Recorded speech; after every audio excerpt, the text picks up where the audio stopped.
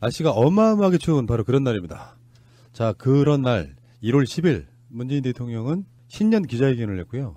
그리고 그 전날 남북 고위급 회담에서는 정말 좋은 성과들이 많이 나왔습니다. 자, 그런 저런 이야기들을 묶어서 한번 이야기 한번 해보겠습니다. 어마어마하게 추운 날 저 멀리 시골 인천에서 달려오신 유명정님. 안녕하세요. 시골 인천에서 달려온 이 추운 칼바람을 헤치고 온 유명정입니다. 당황하고 황당해하는 거 봐. 시골이라는 얘기 왜 했냐면 서울 출신인 사람들이 꼭 기분 나쁘게 하는 게 있어요. 나도 그래도 대도시 광주 출신이잖아. 나 지방 간다. 뭐. 근데 아니 지방이라는 표현은 괜찮지. 시골이라 그래. 꼭 이번 추석 때 시골 가요? 나 광주라고 임마. 그래서 내가 한번 안가품 한번 해봤어요. 나는 서울 사람이잖아 지금. 아니, 인천은 시골이 맞는 게요. 어젯밤에 눈이 살짝 한 3mm, 5mm 정도 쌓였는데 길이 다 빙판이졌어요. 제설 작업 안 해서. 유정복 유정복 씨 그 시기 때문에. 시골 맞아요. 와, 서울은요, 편집 끝나고 잠깐 운동 나갔을 때 걸어보니까 딱 나가는 순간에 이미 이면도로까지는 아니더라도 웬만한 마을버스 정도 다니는 도로는 소방차처럼 생긴 차가 있어. 계속 연막칼슘 뿌리고 다니는데 정말 부지런하구나 봤고요. 자, 눈이라고는 부산에서 코빼기도 못 봤던. 그렇죠. 바로 그런 분이시죠. 예. 서울 올라와서 많이 보고 있죠, 지금. 네. 아니, 저 양반도 인천이에요. 그러니까요. 시골 인천에서 올라오신 우리 야수님. 안녕하세요, 야수입니다. 예. 참고로 그 야수님은 예전에 그 동화매립지라는 곳에서 살고 계세요. 동화에서 만든 매립지. 더 시골인가요? 그래요? 청라지구라고. 거기가 동화매립지예요. 아, 그래서 공사 현장에 가보니까 쓰레기가 산처럼 쌓여 있더라고요. 그래서 그렇구나. 그 쓰레기를 치워내고 공사하나 보네. 어. 그렇군요. 언제 이사 와요? 최선을 다해서 노력 중입니다. 지금은 너무 추워요. 이사하기가. 예. 요즘 포장이사 맡기면요. 보고만 있으면 돼요. 포장이사가 엄청 비싸다고 생각하시는 우리 살림꾼 마차님. 안녕하세요. 마차입니다. 오늘도 네. 길냥이 밥을 주고 왔어요. 너무 추워가지고. 자, 이 세 분과 함께 본격적으로 출발하겠습니다. 할 말이 너무 많습니다. 출발! 세월호 아이들과 맺은 약속, 안전한 대한민국을 꼭 만들겠습니다. 자, 오늘 문재인 대통령이 취임 첫 신년 기자회견을 한 겁니다. 중요한 연설들이 있어요. 하나는 취임식에서 하는 연설. 그 취임식도 사실 약식이었어. 그렇죠. 예. 비상국면이었기 때문에. 문재인 대통령이 누릴 걸 못 누렸어. 국회의사당에 몇만 명 모아놓고 선수하고 이러는 모습은 볼 수가 없었고 국회에 있는 로텐도어인가 거기서 예. 약식으로 했단 말이에요. 그리고 나서 좀 크게 하는 게 취임 100일 기자회견. 그리고 이제 취임 첫 신년 기자회견을 했는데 코미디 같은 얘기 하나 나와서 그것부터 짚고 넘어가겠습니다. 저 조선비제 박정혁 기자입니다. 저 2017년에 그 대통령께서 당내 경선 과정에서 다른 후보를 지지하던 의원들한테 이제 문자 폭탄이나 18원 후원금 같은 게 이제 쏟아지니까 그런 거에 대해서 과도한 표현들이 있어서 의원들이 상처를 받았고 그런 부분들에서 위로도 드린다 뭐 이런 표현을 하셨는데요. 사실 제가 이 얘기를 거창하게 드린 이유는 기자들이 이제 기사로 표현을 할 때 최근에 이제 대통령이나 아니면 정부 정책에 대해서 비판적인 기사를 쓰면 댓글들에 굉장히 많은 안 좋은 댓글들이 달리는 경우가 많은데요. 지지자분들께서 좀 보내시는 그 격한 표현이 많이 있는 것 같습니다. 대통령께서 그런 부분들에 대해서 어떻게 생각하고 계신지 그리고 그 격한 표현들이 있다면 그 지지자분들께 어떻게 표현을 좀 했으면 좋겠다라고 전하실 말씀이 있으신지 궁금합니다. 그래야 좀 편하게 기사를 쓸 수 있을 것 같아서. 예. 언론인들께서는 기사에 대해서 독자들의 의견을 과거부터 받으실 텐데요. 지금처럼 그렇게 활발하게 많은 이렇게 댓글을 받거나 하는 것이 조금 익숙하지 않은지 모르겠습니다. 그러나 저희 이제 정치하는 사람들은 정치하는 기간 내내 뭐 우리 제도 언론의 비판들뿐만 아니라 인터넷을 통해서 또는 문자를 통해서 댓글을 통해서 뭐 많은 공격을 받기도 하고 비판을 받아왔죠. 그래서 그런 부분들에 대해서 익숙해 있고 저는 아마 대한민국에서 저보다 많은 그런 악플이나 문자를 통한 비난이나 여러 가지 트윗이나 뭐 그렇게 많이 당한 정신이 없을 거라고 생각하는데 그냥 저와 생각이 각큰 다르건 상관없이 그냥 유권자인 그 국민들의 그냥 의사표시다. 그렇게 받아들입니다. 저는 기자님들께서도 그런 부분에 대해서는 좀 담담하게 그렇게 뭐 생각하시면 되지 않을까 싶습니다. 너무 그렇게 예민하실 필요는 없지 않은가 그렇게 생각을 합니다. 예. 조선 비즈? 결국은 조선 기자죠. 예, 조선일보 계열사죠. 조선일보 계열의 경제 전문 신문 뭐 이런 건데 거기 기자가 악플을 호소했다. 그러니까 악플이 너무 심해서 대통령께서 그거를 좀 자제 좀 방법은 안 되겠느냐 하는 그게 대선 국면에서 한번 그런 요청이 있었죠. 예. 답은 사실 뻔하잖아요. 이거는 정말 조선일보가 갖고 있는 지향점이 나타나는 거예요. 이 기자를 욕하기 전에 이건 조선일보라는 그 매체가 갖고 있는 지향점이 지금도 여전히 문재인 대통령과 지지자들 사이를 갈라놓으려고 어찌됐든 애를 쓰고 있다. 그런 현상들이 보여지는 거고요. 그리고 기자 개인으로 봤을 때는 기자가 대한민국 역사 이래로 처음으로 대통령이 자유분방하게 질문할 수 있게 100% 풀어놨어요. 그랬더니 이딴 질문만 하고 있는 거예요. 이거는 시간이 아깝고 돈이 아까워요. 이 기자가 중국 방문했을 때 문재인 대통령 홀대론을 타이틀로 쓴 첫 기자래요. 네, 혼밥이라는 표현을 네, 처음으로 쓴 사람이라고 하더라고요. 이분의 성함은 조선비지의 박정엽 기자님이시고요. 또 나름 페미니스트세요. 박이정엽이라고 하죠. 아 그래요? 학생 때 그렇게 썼더라고요. 조선이 이런 사람 있어? 아니 이 사람이 민주노동당 연세대 학생위원장이었어요. 그래서 연대 초대 총장 백낙준 동상 앞에 친일파라고 쓴 글씨를 붙이면서 이게 기사화됐던 적이 있었더라고요. 그런데 조선일보 계열에 입사한 후에 사람이 이렇게 달라질 수가 있나요? 밥그릇이 이렇게 무서운 거죠. 그러니까 변절의 어떤 아이콘 중에 하나구나. 네. 변절이라기보다 밥그릇에 충성하다 보니 내가 살아온 인생이 있잖아요. 전 초등학교 때부터. 근데 제가 전공이 그쪽이니까 만약에 조선일보나 TV조선에서 월급을 많이 줄 테니까 입사를 하면 할 수 있을까 이런 생각 해봤었거든요. 전 못해요. 아무리 그게 밥그릇이라고 할지라도 어떻게 내가 쓸 수 없는 내 마인드가 아닌 거를 계속 기사로 생산할 수가 있어요? 그건 불가능하다고 봐요. 내가 들어가서 조선일보를 한번 개혁해보겠다 이런 생각. 그건 손석희의 사장급이고요. 뭐 우리 같은 사람들이 말단으로 들어가면 뭐 왕따 당하고 그냥 뭐 그런 측면도 있겠지만 영혼 없이 기사를 쓰니까 바로 그걸 기레기라고 부르는 건데 이제 이걸 한번 우리가 분석을 한번 해보자고요. 문재인 대통령이 답이 달라질 건 없어요. 저열하고 좀 값싼 정신세계가 보이는 거죠. 지금 우리가 문재인 대통령을 지지하는 사람들의 특성이 문재인 대통령이 이렇게 해주세요, 저렇게 해주세요 부탁한다고 안 그러면은 어떤 지침을 내린다고 해서 우르르 따르는 게 아니잖아요. 문재인 대통령을 우리 스스로 자발적으로 지지하는 거기 때문에 그 문재인 대통령의 그 마음속에는 그런 마음은 있겠죠.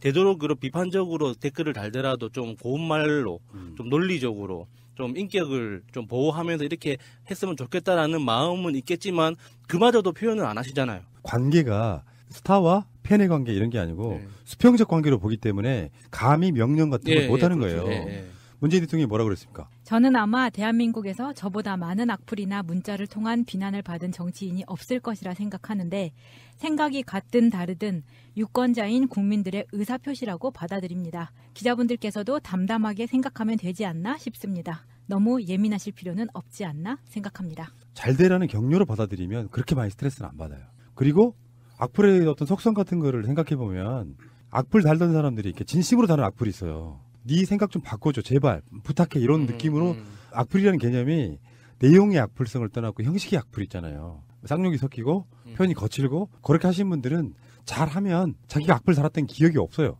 악플을 달았던 기억이 없는 듯이 사라진더라 이런 얘기예요. 이력을 봤더니 한 3달 전에 악플 달던 분이 최근에는 칭찬하는 댓글도 봤습니다. 그러니까 그런 관점이 있는 거고 제가 좀 전에 말씀드린 것처럼 수평적 관계에서 봤을 때는 그분들의 그런 지향점을 그렇게 하고 싶어하는 부분을 내가 말할 처지는 아니다라고 완곡하게 거기에 대해서 얘기를 한 거거든요. 그러니까 이 조선일보 기자는 그렇게 할 수 있다고 생각하는 거잖아요.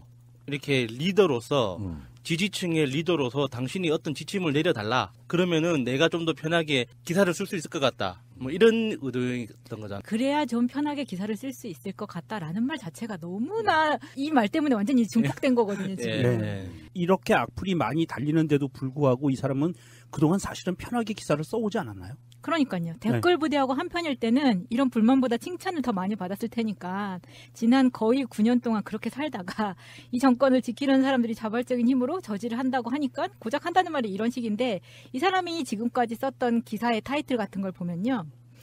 불과 며칠 전에 문 대통령 1987을 본 것에 대해서 정치색 짙은 영화 관람한 문 대통령 이렇게 쓰고요. 안철수 중요 선거 때마다 영화 정치, 네 번째는 내부자들 이렇게 딱 분위기가 다르게 쓰잖아요. 그리고 기자 수첩, 취임 100일의 교훈, 이니 하고 싶은 대로 하면 안 된다. 라던가 아니면 청와대 내로남불 옹호론까지 만들어 홍종학 구하기, 쪼개기 증여, 상식적 방법 이런 식으로 계속 반대되는 글을 써왔기 때문에 이 사람은 악플을 받을 수밖에 없었던 거예요. 사실 이제 이 기자가 지금 대통령이 이렇게 원칙적인 이야기들을 이렇게 했는데 대통령의 그 답변을 우리가 우리 언어로 우리 생각으로 풀어보면 이런 뜻이에요. 이제는 예전과 같은 시대가 아니고 세상이 변해서 사람들이 본인들의 정치적인 의사개진을 활발히 하는 시대이기 때문에 그것에 대해서 주권자인 국민이 하는 것이라 내가 막을 수 없고 그리고 세상이 변하는 거에 따라서 당신들이 발맞춰야 가는데 당신은 아직 변하지 않았으니까 당신이 변해라. 이런 메시지거든요. 그러니까 조선일보 기자를 포함해서 기레기라고 하는 이 기자들은 자신들이 아주 엄청난 엘리트의식에 쩔어 있어서 국민들이 자기들이 가르쳐야 될 대상이라고밖에 생각을 안 해요. 그러니까 반박글이 달리면 기분이 나쁜 거야. 그래서 감히 나한테. 이런 느낌이고요. 지금 조선일보사의 그 전체적인 맥락이 보이는 게 오늘 또 조선 TV 기자가 질문을 했어요. 그 조선 TV 기자가 오늘 그 자유질문의 첫 번째 원칙이 그겁니다. 한 가지씩만 질문하세요 그랬어요. 시작되기 전에 분명히 그 원칙을 세워놨는데 두 가지 질문을 합니다. 그러니까 대통령이 둘 중에 하나 고르세요 그랬더니 이 기자가 뭐라고 하냐면 정말 사가지 없어요. 대통령이 고르세요 그랬어요. 두 가지 질문을 던져놓고 이게 조선일보사가 갖고 있는 지금의 현재의 모습이라는 거예요. 박근혜 때도 그렇게 할 수 있었을까요? 박근혜 때는 뭐 핸드폰도 두고 들어오라 그러니까 다 맨몸으로 들어가던 그런 애들이었죠. 그러니까 이번 신년 기자회를 통해서 새로운 리스트가 추가될 거라는 그 말이 딱 맞아 떨어진 거예요. 특히 예의를 갖추지 않은 사람들, 질문 내용이 상관없이 흔히 이런 식의 말을 제가 생각을 했었던 거거든요. 분명히 나올 거라고. 근데 이런 거 있어요. 진짜 괘씸한 건 그 청와대 기자단 해체 뭐 이런 청원도 있잖아요. 그런 네. 것처럼 민주정부와 그렇지 않은 정부의 차이점은 출입처라는 게 있는데 보통 출입처 그 제도가 그렇게 긍정적이라고 저는 보지 않거든요. 왜냐하면 유착 관계가 생겨요.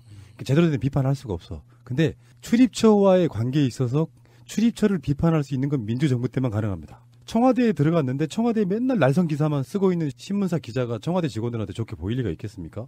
그런데 박근혜 정부 때 같은 데서는 워낙에 그런 것들에 대해서 민감하게 받아들이니까 날선 기사를 쓸 수가 없는 거예요. 그러니까 맨날 찬양하는 거 외국 갔다 오면은 무슨 경제효과 막 사죠 뭐 이런 식의 말도 안 되는 기사를 써대면서 유착 관계로서 유지하다가 정권이 바뀌고 거기에 대한 특별한 보복도 없고 자기가 갑이라고 생각을 하는 거예요.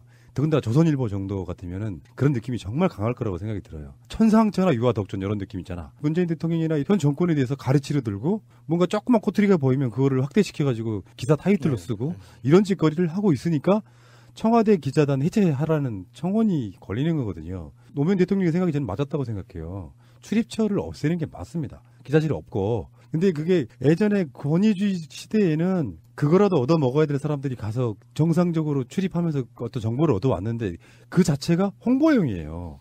출입처에서 나오는 좋은 재료가 신문사나 방송사 기자들한테 나갈 때는 좋은 기사가 나가지 나쁜 기사가 나가겠습니까? 근데 홍보용인데 그러면서 유착하게 되니까 그런 것들이 잘못됐다고 생각을 해서 사무실 같은 걸 없애는 형식으로 해서 자유롭게 취재는 하되 그 취재 자체가 어떤 자율성이랄까 이런 것들을 더 보장하려고 했었는데 그때 난리가 났던 기억이 나고요. 이야기를 들어보니까 출입처 취재단 자체가 일종의 계급화돼가지고 이 메이저 언론 그리고 그 한 중간 규모의 언론, 이게 소형 언론 그리고 신생 언론 이렇게 완전 계급처럼 돼서 굉장히 심각한 문제가 많더라고요. 출입처 내에서도. 그래서 그런 불합리한 제도들을 왜 다 참고 있는 건지 좀 납득하기 힘들더라고요.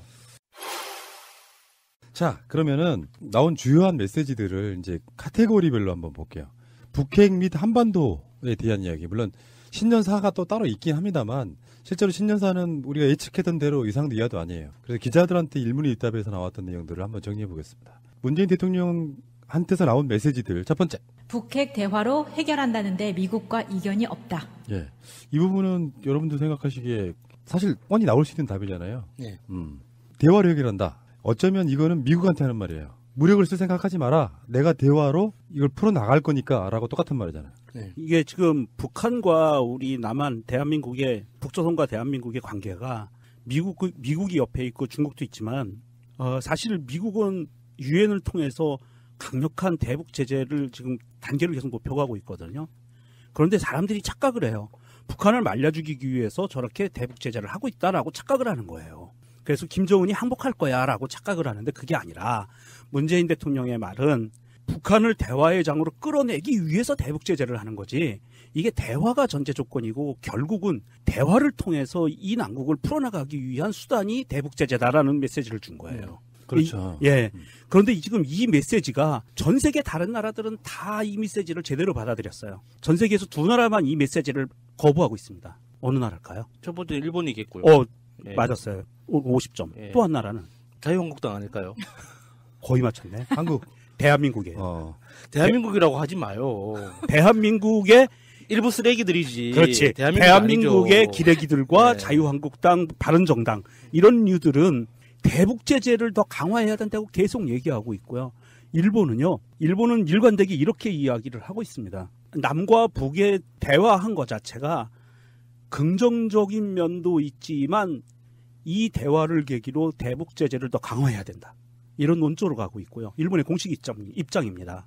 만나서 악수한 다음에 더 제재를 강화해야 된다고요? 그렇죠. 개또라이들인데요? 그렇죠. 되게 간단한 거예요. 김정은이라는 학생이 하나 있는데 우리 입장에서 하는 말이니까 뭐 다른 문제니까 비유가 적절하지 않을 수도 있는데 우리 입장에서만 보면 학생이 사고 치고 지금 학교도 안 가고 골방에 있는 거예요. 근데 결국에는 얘도 바라는 게 있겠지만 얘를 굶겨 죽이면 안 된다고 생각하기 때문에 밥도 넣어주고 계속 이야기를 거는 거예요. 밖으로 나오라고. 그렇죠. 그러니까 이게 제재와 압박을 가하는 목적 자체가 대화하기 위해서지 모든 걸 끊어버리기 위한 게 아니잖아요. 그러니까 자유한국당 부류는 그거잖아요. 못 나오게 해서 굶겨 죽여. 네. 그렇죠. 그러니까 이게 일종의 어떤 밀당이라고 해야 되나? 이게 뭔가 클라이막스와 이게 그 밑으로 꺼지는 어떤 그런 리듬을 만들어가면서 대화라는 균형점까지 가져가기 위해서 쓰는 방법인 거지. 다 같이 너 알아서 굶어 죽고 우리끼리 알아서 살게라는 그게 목적은 아니잖아요. 그냥 주도권을 잡고 싶은 것 네. 같아요. 예. 자, 다음 메시지요. 남북 정상회담 여건과 전망 갖춰지면 할 용의가 있다. 사실 너무 뻔한 답이었고요. 그렇죠. 그렇다고 안 하겠다고 할 수 있는 입장도 아니고요. 다만 할 용의가 있다라고 이야기하는 것 자체는 그래도 조금 더 한 발짝 나간 거예요. 그러니까 안 하겠다는 이야기는 할 수 없는 입장이고 그렇죠. 잘 모르겠다 이렇게 표현할 수도 있는데 할 용의 있다라고 표현한 거는 북한에 대한 메시지입니다. 이건 또. 할 용의가 있다고 하면서 중요한 포인트를 제시를 했어요. 정상회담 여건이 조성돼야 하고 여건이 조성된다는 건 그동안 꾸준히 대화 창구가 유지되면서 서로 긴밀히 대화가 돼야 된다는 얘기고요. 또 하나는 어느 정도의 성과가 담보돼야 된다. 이거 굉장히 중요한 메시지입니다. 자, 그리고요. 세 번째 메시지. 금강산 개성공단 재개 우리가 독자적으로 해결하기 어렵다고 본다. 지금 유엔이 핵무기 때문에 북한을 제재를 중간에 우리만 독자적으로 개성공단을 풀 수는 없는 문제이기 네. 때문에 그런 거예요. 굉장히 합리적인 내용이라고 받아들였어요. 이게 글자 그대로 우리가 혼자 할 수 있는 게 아니잖아요. 이게 그 제재와 압박은 유엔 결의 사항이기 때문에 유엔은 제재 압박하기로 하고 우리만 따로 다 제재를 풀 수가 없는 문제잖아요. 그런데 이게 생각의 전환, 발상의 전환을 통해서 어떤 부분을 볼 수 있냐면 개성공단은 사실은 예전에 오이사 조치 이전에도 제재가 가해지고 있는 상황이었어요. 전 세계적으로 유엔에서 제재가 가해지고 있는 상황인데 그 당시에 그럼에도 불구하고 개성공단만 예외였어요. 네.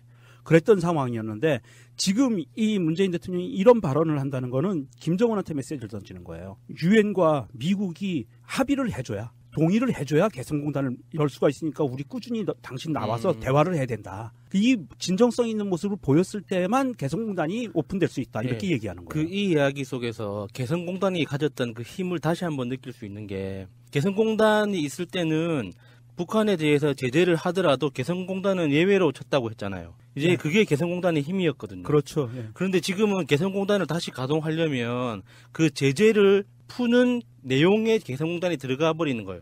그렇게 된 예. 거죠. 그러니까 지금 과거하고는 이제 그 상황이 다르니까 너무 안타까운 거죠. 다시 한번.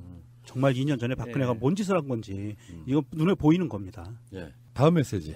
긴장 적절히 관리하며 대화로 이끌어야 한다. 그거는 이제 아까 좀 전에도 이야기가 많이 나왔던 부분이고요. 뭐 당연한 이야기겠습니다. 남북 관계에 대해서는 이 정도 메시지가 나왔고 우리는 앞으로 북한 문제에 대해서 올해 신년부터 시작해서는 이런 기조로 갈 거야. 이게 대한민국 국민들, 자유한국당, 일본, 미국, 중국 그 모든 사람들한테 세계 만방에 북한에 대한 우리의 입장은 이렇다라고 설명해 주고 있는 거예요. 북한을 자극할 만한 메시지는 사실 없다고 봅니다. 근데 이제 뭐 예를 들어서 북핵을 대화로 해결한다는데 미국과 이견이 없다. 미국 편을 드는 것 같지만 미국한테 너희들 절대 무력 일으키면 안 돼 이렇게 표현하고 있기 때문에 그렇죠. 북한 입장에서는 오히려 환영할 만한 메시지라고 봐요. 북핵은 없어져야 된다 이렇게는 말 안 하잖아요. 네. 이게 한반도 운전자론의 그 입지가 이제는 완전히 쓴 거예요. 그래서 지금 그 라이센스가 누가 갖고 있을 수 있느냐, 뭐 아베냐, 뭐 시진핑이냐 이게 아니고 최소한 한반도에서만큼은 문재인 대통령이 유일한 면허증을 갖고 있는 겁니다. 베스트 드라이버. 네. 그 다음에 개헌 이거 중요합니다. 이게 북한 문제도 있지만 사실 2018년은 개헌의 해가 돼야 되는 부분이 있거든요. 그렇죠. 개헌에 대한 이야기 한번 했는데 첫 번째 메시지 3월 중 국회 개헌 발의 안 되면 정부가 준비해야 한다. 일정상 개헌이 6월 달에 되려면 3월 달에 발의가 돼야 되는데 국회에서 지지부진 못 가면 대통령이 발의할 거야라고 하는 압박을 하고 있는 거거든요. 예, 공식적인 자리에서 공식적으로 날짜까지 못 박았죠. 기간을 못 박아서 3월까지 준비해 국회가. 만약에 국회에서 3월까지 준비 못하면 합의가 안 되면 합의 안 되는 거 빼놓고 합의된 것만이라도 정부에서 발의할 거야 라고 지금 딱 공식 그렇죠. 천명한 겁니다. 데드라인 준 거예요. 예. 그때까지 해라. 그랬더니 자유당이 지금 박박 뒤집혔어요. 문재인 대통령도 법에 정해진 자기 권리를 행사하는 거예요. 네. 위법이 아니잖아. 그렇죠. 위법이 아니고요. 자유당에서도 그렇고 그때 대선 주자들이 다 지방선거 때 하자고 합의했던 발칵 뒤집힐 부분이거든요. 이유가 뭐 있어. 지들이 입장을 말을 바꾼 거지. 진짜 그렇죠. 나쁜 놈들이에요. 네. 그거는. 참. 자, 다음에 지방 정부는 충분한 역량을 갖췄기 때문에 이제는 지방 분권 개헌을 해도 된다. 이거는 뭐 우리가 방송으로도 지금 뭐 시리즈로도 나가고 예. 있거든요. 지방 분권에 대해서는. 문재인 대통령은 어떻게 보면 위대한 거예요. 중앙 집권적인 나라를 만들면 자신이 편해요. 그렇죠. 그렇죠. 얼마나 지방 편해- 자치단체들 쥐고 흔들면 되는데 제도로서의 민주주의 시스템이라고 보면 제대로 된 나라를 갖추는 데 있어가지고 제가 했던 이야기도 항상 그런 건데 지방 분권이 안 만들어지면 제대로 된 복지 안 돼요. 그리고 지방이 예산을 포함한 것들을 독립적으로 할 수 있도록 만들어주면 당연히 지자체들은 복지 경쟁할 수밖에 없습니다. 이게 시대가 국민 개개인의 수준이 과거하고는 사실 비교가 불가능할 정도잖아요. 국민 개개인들이 어떤 지적 능력이 가르침이 필요하고 안내가 필요한 그런 시대에 만들어진 정부 시스템이기 때문에 지금하고 너무 안 맞는 거죠. 지금은 국민들이 그 공무원들보다 훨씬 더 잘났어요. 완전히 다른 상황인데도 불구하고 과거의 시스템대로 가져가려고 하다 보니까 아직까지 문제가 너무 많이 누적되는 거죠. 이게 단순히 행정적인 문제뿐만 아니라 뭐 경찰, 소방, 에너지 이런 것들도 지방이 독립할 수 있거든요. 그런데 그걸 이제 과거의 어떤 시스템에 대한 그 향수 때문에 원래 하던 대로 하는 게 제일 간편하잖아요. 그래서 그 고위층에 있는 정부 관료들도 아마 이런 지방 분권에 대해서는 거부감을 가지고 있을 거라고 봐요. 자, 다음 메시지는요. 개헌, 권력구조 개편 합의 안 되면 미루어야. 이게 앞에 개헌이 빠져야 돼요. 권력구조 개편에는 합의가 안 되면 미루고 권력구조를 그러니까 놔두고라도 예, 나머지 개헌을 해야 예, 된다 이런 이야기예요. 필요한 거죠. 지금 정치권은요 권력구조 만드는 데만 혈안이 돼 있어요. 의원 집정부제냐, 내각제냐, 대통령 중임제냐, 뭐 단임제냐, 요거는 자기들 정파간의 이익이고 국민을 위한 개헌은 지방분권, 복지, 뭐 인권, 뭐 이런 것들이 다 포함되는 그런 개헌이 돼야 된다 이런 거고요. 자, 잠시 후에 다시 올게요. 아, 손 시려워. 발도 시려워. 겨울바람 때문이야. 걱정 마세요. 온돌라이프에서 나온 황토 발구들이 있잖아요. 전기열로 황토를 데우는 첨단 기술이니까 전자파 걱정 없고 자동 온도 조절 장치로 화상의 위험도 없습니다. 올겨울에는 전기 난방기로 인한 화재 소식이 들려오지 않기를 바랍니다. 전기료는 전기난로의 10분의 1. 당신의 건강 온도를 지키세요. 찜질 등 다양하게 활용할 수 있습니다. 겨울철 수험생, 직장인, 시장 상인 등에게 필수 제품입니다. 구입 문의는 062-223-3621 네이버 쇼핑에서 발구들을 검색하세요. 자기야, 보험 뭐뭐 들었어? 글쎄, 아는 사람 통해서 몇 개 들었는데 사실 뭔지는 잘 몰라. 마이 보험 체크에 일단 전화해봐. 1800-7917. 내가 든 보험이 나에게 잘 맞는 보험인지 진단해준다고. 물론 추천도 해줘. 그런 곳이 있어? 1800-7917?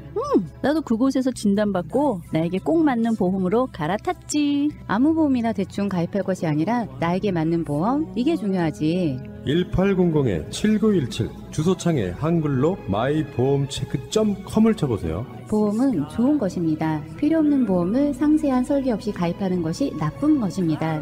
우리 꽃님이 역시 똑똑해. 마이보험 체크에서 함께 일하실 분들을 모집합니다. What a wonderful world.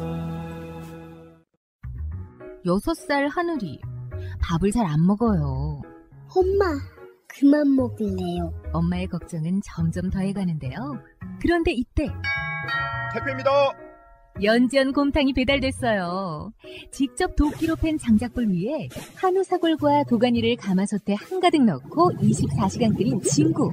아, 맛있다. 연지연 곰탕. 조미료 같은 첨가물이 전혀 들어가지 않아 엄마의 기쁨은 더하답니다. 연지연 곰탕은 강화군에서 김포시 방향으로 강화대교 건너자마자 있습니다. 한 그릇에 8,000원입니다. 7팩 이상 무료 배송합니다. 주문 전화는 010-7252-1114.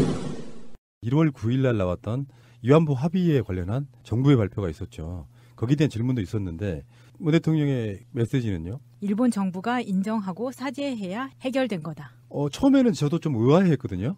강경화 장관의 발표를 보고 이게 합의를 파기한 것도 아니고 파기 안 한 것도 아니고 근데 제가 보기에는 그게 신의 한 수더라고요. 어제하고 오늘은 아직까지는 일본의 반응은 반발이 좀 심해요. 그러니까 이게 좀 웃긴 거잖아요. 어떻게 보면 위안부 할머니들 몇 분은 그 문재인 정부의 대처가 좀 마음에 안 들어 하시는 분도 있었어요. 인터뷰를 보면. 네. 우리가 받고 싶은 건 사죄다라고 말씀을 하시는데 특정 보도 채널들은 이렇게 표현하더라고. 위안부 할머니를 인터뷰해놓고 그분한테는 이건 말도 안 된다 막 이런 식의 워딩을 내보내요. 그리고 그 다음에 일본의 반응은 말도 안 된다야. 그리고 할머니들 반응은 우리는 사죄를 받는 게 먼저다라고 이야기를 하면서 말도 안 된다 그래. 뭐 논리적으로 모순이잖아요. 아니 그러니까 편집을 그렇게 하는 거죠. 그러니까 할머니들 입장에서도 일본이라고 하는 나라에 대한 울분을 일단 토로하는 거고요.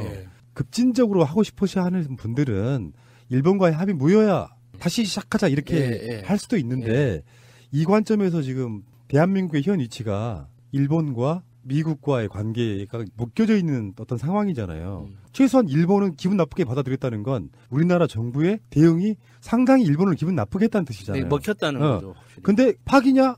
아니 뭐 그런 건 아니고 그럼 파기 아니냐? 니들이 주는 10억엔 가져가 이거예요. 그렇죠. 딱 거기까지만 한 거고요. 지금 대한민국의 정부의 공식 입장은 재협상 없고 파기 안 한다. 공식적입니다. 그리고 일본이 사죄하고 진정성 있게 사죄하고 전 세계에 다시는 이런 불상사가 벌어지지 않도록 하는 교훈을 줘야 된다.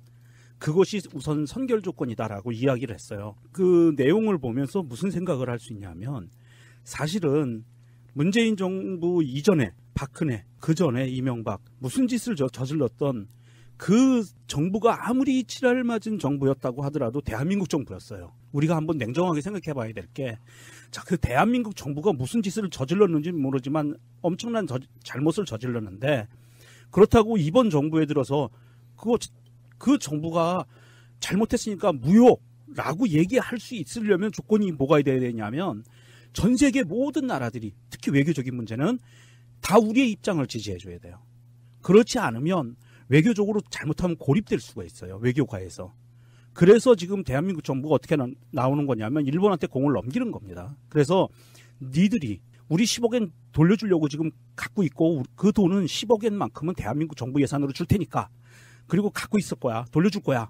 니들의 의사를 얘기해. 라고 공을 넘겼어요. 그러니까 일본 애들은 지금 굉장히 황당한 거거든요. 한국이 OECD 국가 중에서 경제력이 몇이나 되는 줄 아세요? 여러분? 지금? 10위 정도 되는 거 아니에요? 7위입니다. 일본도 돈 있지만 한국도 돈 있습니다. 준 돈 가져가. 인데 난 이렇게 봤어요. 약간 다른 문제인데 합의라는 건 했잖아요. 국가 간에. 그걸 파기하고 말고의 의미가 없다고 느끼는 것 같아요. 그 무슨 말이냐면 조약도 아니었죠. 말도 안 되는 거라도 아베하고 박근혜 사이에 이루어졌잖아요. 이미 막 합의도 막 있고. 그렇죠. 그러니까 그 자체를 아예 합의라고는 볼 수 있지만 우리가 공감하지 않는다는 의미에서 역사적으로 존재하는 하나의 행위로만 보고 그렇죠. 일본은 돈을 중심으로 보고 돈 줬으니까 끝난 거다라고 보고 피해자들이나 한국에서는 진정한 사과를 받아야겠다가 핵심이면 그 합의 자체를 한일 간의 한 협상이 아니고요. 합의가 아니고 아베와 박근혜 간의 합의로만 그냥 인정하겠다 이런 뜻으로 저는 봤단 말이에요. 근데 이게 국가가 개입돼 있고 엄연한 피해자가 있기 때문에 전에 우리가 방송으로 말씀드린 적 있죠. 국가 간의 조약이나 이런 부분에 있어서 인권에 관련된 문제면 박근혜와 아베식으로 해결하면 다 무효라고. 일본이 미치고 환장하는 그 반응을 보면 굉장히 대한민국 외교부가 굉장히 잘한 내용을 발표한 거라고 보는 거예요. 미국 입장에서도 마찬가지잖아요. 뭔가 관계가 깨지는 건 싫어. 근데 파기는 안 했대. 근데 돈은 돌려준대. 애매모호한, 어쩔 때는 그런 애매모호한 스탠스를 취하면서 양쪽을 즐기는 것 같은 그런 느낌 있잖아요. 그런 전략도 필요하다 저는 말씀드리고 싶은 거죠. 지금 대한민국이 처해 있는 이 외교적인 현재 상황을 보면 엊그저께 북한과 대화를 시작했어요. 그리고 평창올림픽 참가를 논의하고 한미군사 훈련도 연기하고 앞으로 정상회담까지 바라보면서 수를 놓아가고 있고 이렇게 지금 외교가 굉장히 긴박하게 들어가고 있는데 여기다가 일본한테 대고 파기라고 얘기하는 순간 일본을 적으로 만드는 거예요. 대한민국이 일본을 적으로 만드는 순간 미국과의 관계도 그리 썩 좋아지지는 않아요. 그리고 지금 국제기구가요. 예. 트럼프가 자기들이 돈 내놓는 거 있죠. 그것을 상당히 많이 거둬들이면서 특히 유네스코 같은 경우에 일본이 가장 대주주가 돼가고 있죠. 그런 방식으로 바뀌고 있어가지고 사실은 일본 자체가 미국에 이어서 미국의 그 호가호위하는 딱 그런 세력 느낌이기 때문에 어쨌건 바라보는 관점 차이겠지만 대통령의 진정성을 믿기 때문에 이렇게 우리가 칭찬 일색으로 할 수밖에 없는 거라고 생각이 솔직히 들지만 방법은 어느 쪽 방법이 나와도 욕먹는 건 똑같습니다. 그래서 이번에 나온 메시지는 딱 하나예요. 일본이 박근혜 때 한 건 사과 아니야. 아베가 전화해서 박근혜한테 사과하는 게 뭔 사과입니까? 그렇죠. 그럼 결국에는 이 합의는 다 무효된 거예요. 자, 재벌 계획에 대해서 뭐라고 그랬습니까? 재벌 개혁은 재벌 대기업의 경쟁력을 키우는 일. 문재인 정부에서는 김상조 위원장 등을 통해 가지고 1년 정도 지금 유예하고 있어요. 스스로 시스템을 고쳐라. 정말로 정부가 개입하는 순간에 끝날 수도 있어. 그래서 원건파인 김상조 위원장이 지금 그 자리에 있는 거라고 보시면 되고요. 어쨌건 재벌들한테는 이런 메시지 줬고요. 자, 다음에 아랍에미레이트 협정에 대해서 뭐라 그랬습니까? UAE와 흠결 있는 협정이 있다면 시간을 두고 수정하겠다. 이 부분은 또 다른 방송도 이야기가 또 나올 거니까 뭐 깊게 이야기는 안 하겠지만 요즘에는 다 맥락이 나와버렸어요. 비밀 무슨 협정이라고 해도 나오는 메시지가 다 나와가지고 무엇이 문제인지 나왔는데 예초에 임종석 실장이 UAE를 간 이유가 이제는 이해가 좀 되더라고요. 모든 얼개가 다 나왔으니까. 그 이야기는 다른 방송에 다시 하겠습니다. 어쨌건 간에 칼둔도 어제 와서 청와대에 들렀다 대통령을 예방하고 갔죠. 잘 해결된 것 같아 다행인데요. 문제는 이명박 같은 자들이 정권으로 있을 때 도대체 뭘 어떻게 해먹은 건지가 감이 안 올 정도. 자, 최저임금 이거 중요합니다. 이거 뭐 또다시 우리가 다시 다룰 텐데요. 최저임금에 대해서 뭐라고 그랬습니까? 최저임금 인상 정착되면 경제가 살고 일자리가 늘어납니다. 지금 최저임금에 대해서 저항하는 세력들이 엄청 많아요. 일단 자유한국당, 재벌들 쪽에서는 사실 그 얘기 잘 안 나오는데 언론들이 계속 최저임금의 부정적인 보도를 엄청 쏟아내고 있거든요. 네. 직원들을 자르고 있다, 경비 노동자분들이 잘리고 있다, 뭐 이런 식으로 계속 보도를 하고 있고 여기다가 안철수도 한 숟갈 얹었는데 그 부분은 다시 다루도록 할게요. 어쨌든 간에 문재인 정부에서 정치 아젠다, 적폐청산 뭐 이런 것은 당연히 해야 되는 거고요. 그런데 실질적으로 문재인 정부의 성패를 가를 만한 가장 중요한 밑바탕에 들어있는 게 바로 이 최저임금 부분이기 때문에 엄청나게 많은 신경을 쓰고 있다는 이야기를 한번 드려보고 싶습니다. 주로 이런 이야기들이 좀 나왔고요. 그 자유질의를 보고 있으니까 이제야 제대로 된 대통령이 우리 앞에 나타났구나 이런 생각이 좀 들더라고요. 너무 당연한 모습들인데 우리가 너무 오랫동안 못 봤던 그림이기도 하죠. 저는 대통령 신년 기자회견을 보면서 정말 내가 지지난 2016년 겨울부터 2017년 봄까지 그렇게 길거리에서 그 추위에 떨면서 그 있었던 것 그리고 선거 투표에 대해서 그렇게 많이 떠들었던 것이 너무 뿌듯해요. 너무 자랑스럽고 그랬습니다. 사실 이런 기자회견을 볼 수가 없는 상황이었거든요. 우리는 그동안. 심지어는 그 평창 마스코트를 손에 들고 손을 번쩍 든 기자도 있더라고요. 어떻게든 지목받기 위해서. 어쨌든 열기가 뜨거웠습니다. 네, 어떤 기사에서는 봉숭아학당이라고도 표현을 했더라고요. 저요. 하늘에서 눈이 내려.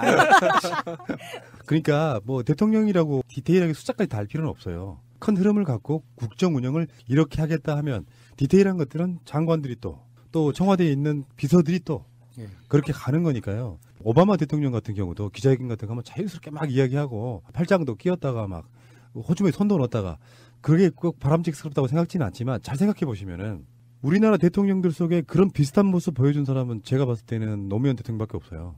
이번 기자회견 75분 걸렸대요. 그래서 지금 미국의 워싱턴 포스트 기자가 기자회견에 대해서 트윗에 올렸는데요. 놀랍다. 75분이다. 그 미국보다 훨씬 더 낫다. 이런 반응들을 기자가 직접 트윗에 올리고 오바마 같은 경우에는 예정에 없던 기자회견을 자청하는 경우도 많았잖아요. 대학생들이 뭐 백악관에서 어떤 모의법정 같은 세미나를 하고 있는 그 행사 장소에 불쑥 들어가서 지금 시간 한 15분 정도 있으니까 빨리 그 질문하고 싶은 거 하라고 하고 이렇게 쑥 빠지는 그런 일화도 있었잖아요. 여기서 지금 우리가 놓치는 장면이 하나 있습니다. 9일 전에 김정은의 신년사 박수소리 집어넣고 혼자 같은 신년사에도 체체가 너무 다름을 본 거라고 생각이 들거든요. 기억하시나요? 2016년 대한민국 대통령 신년사 김정은과 비슷했어요. 그렇죠. 그냥 노트북도 없었고 휴대폰도 없었고 그냥 관람객만 객석으로 앉았던 그런 느낌. 박근혜 씨는 확실히 그럴만했어요. 왜냐하면 말을 잘못해서 설화를 일으키는 것이 차라리 질문 안 받는다고 욕먹는 것보다 훨씬 못한 일이니까 저 좋은 쪽을 택할 수밖에 없는 거죠.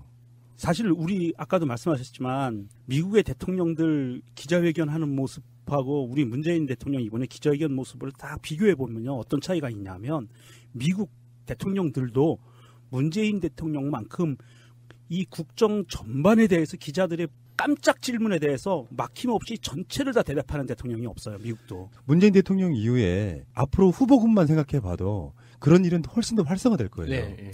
그 즉석에서 답할 수 있을 만큼의 개념은 좀 갖추고 있고 숫자 이야기는 할 필요 없어요. 그렇죠. 숫자는. 자, 알겠고요. 어쨌든 간에 문재인 대통령의 신년사 잘 봤습니다.